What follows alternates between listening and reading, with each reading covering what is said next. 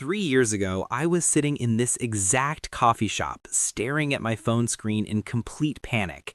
My investment portfolio had just dropped by $30,000 in 6 weeks. And what I did next was the single biggest financial mistake of my entire life. But here's the thing that's going to shock you. Losing that 30K wasn't actually the mistake. What I did after losing it was. And if you've ever looked at your portfolio during a market crash and felt that sick feeling in your stomach, you need to hear this story, because I guarantee you're about to make the same mistake I did. And the worst part, this mistake is so common that 87% of investors make it. The financial industry actually profits from you making this mistake. But today, I'm going to tell you exactly what happened, why it happens, and most importantly, how to never let it happen to you. Let me take you back to March 2023. I thought I was pretty smart about investing. I'd been putting money into index funds for 3 years, had built up a nice portfolio worth about $65,000, and I was feeling pretty confident about my financial future. Then the market started crashing. It wasn't just a little dip, this was a full-blown panic. Every day I'd wake up, check my phone, and watch thousands of dollars disappear.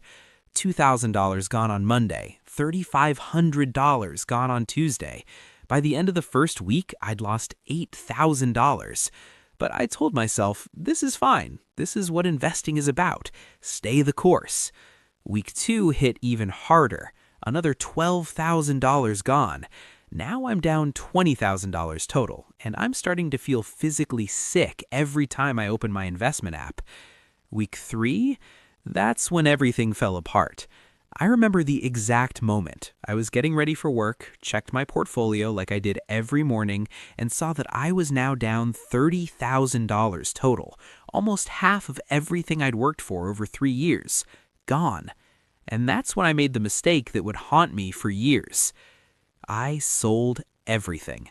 Every single investment, every index fund, every ETF. I liquidated my entire portfolio and moved everything to cash. And you know what I told myself? I'll buy back in when things stabilize. I'm just protecting what I have left. Sound familiar? Here's why this was the worst possible decision. The market had already dropped 47%. I had already taken the hit. The damage was done. But instead of staying invested and letting my portfolio recover, I locked in those losses forever. 3 months later, the market started recovering. 6 months later, it was back to where it started. 1 year later, it was up 23% from the pre-crash highs. But I wasn't in the market anymore. I was sitting in cash, watching from the sidelines as the biggest recovery in 5 years happened without me. If I had just done nothing, literally nothing, my $35,000 portfolio would have grown to over $80,000 by the end of that year. Instead, I had $35,000 in cash earning 0.5% interest. That panic decision cost me $45,000 in gains I should have captured. Combined with the $30,000 I was already down when I sold, my total mistake cost me $75,000. But for this video, I'm being conservative and calling it 30K because that's the minimum guaranteed loss from my decision. The psychology behind the mistake. Now, before you think I'm just some emotional investor who couldn't handle volatility, let me explain what was really happening in my brain, because this same psychological trap is waiting for you too. There's something called loss aversion that makes us feel losses about 2.5 times more intensely than equivalent gains. So losing $1,000 feels much worse than gaining $1,000 feels good. But here's the kicker. There's also something called the pain of regret, which makes us desperate to avoid feeling stupid. When I was down $30,000, my brain wasn't thinking about long-term wealth building. It was thinking, I can't lose any more. I can't be the idiot who lost everything. The financial media made it worse. Every headline was about market crash, recession fears, investor panic. The news was literally designed to make me feel like selling was the smart move. And here's what really gets me angry. I knew better. I had read all the books. I knew that time in the market beats timing the market. I knew that market crashes are normal and temporary. But when it was my money, when it was real money that I had worked for and saved, all that knowledge disappeared.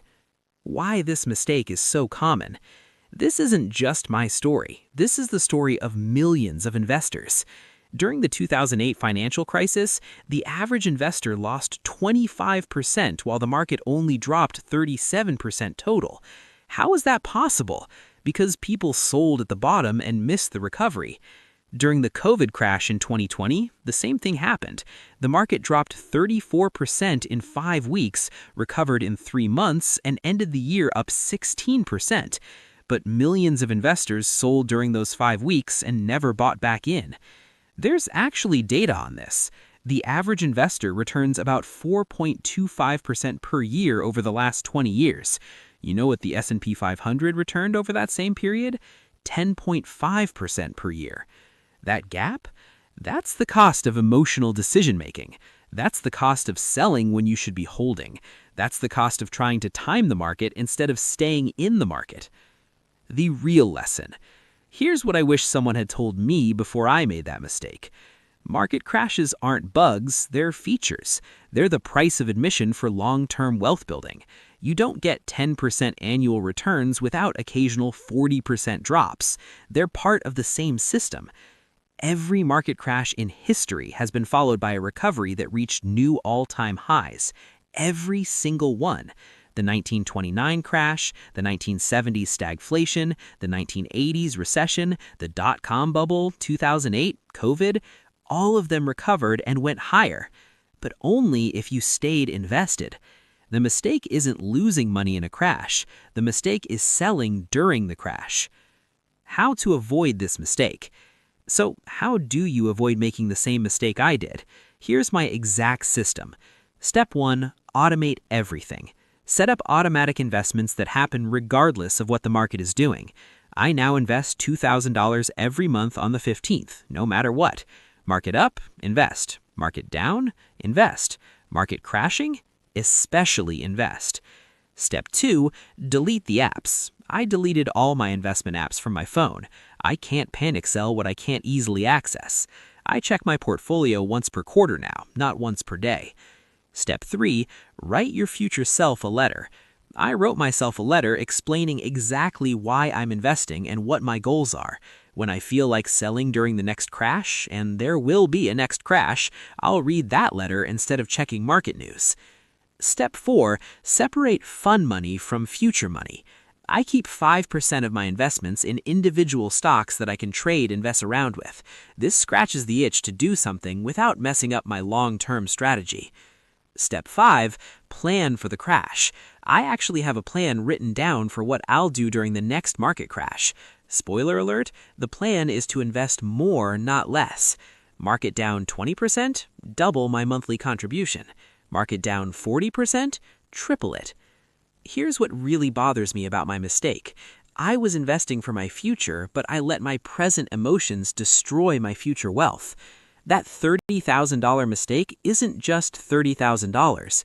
If that money had stayed invested and grown at 8% per year, it would be worth over $200,000 by the time I retire. My 30 seconds of panic cost me 30 years of compound growth. But here's the good news. I learned from it. I'm now a much better investor because of that mistake. I've been through a real crash, felt real loss, and still came out the other side. The next crash won't faze me because I know what it feels like and I know how it ends. So here's what I want you to do right now. First, if you're currently investing, write down your investment plan and your reasons for investing. Put it somewhere you'll see it during the next market panic. Second, set up automatic investments if you haven't already. Take the emotion out of it. Third, if you're not investing yet, start now. Don't wait for the perfect time or the next crash to buy in. The best time to plant a tree was 20 years ago. The second best time is today. And finally, remember this story when the next market crash happens, because it will. Markets crash every 3 to 5 years on average, but they also recover every single time. The investors who get rich are the ones who buy during the crashes, not the ones who sell during them. Don't make my $30,000 mistake. Your future self will thank you. What's the biggest investment mistake you've made? Let me know in the comments below, and don't forget to subscribe for more real talk about building wealth.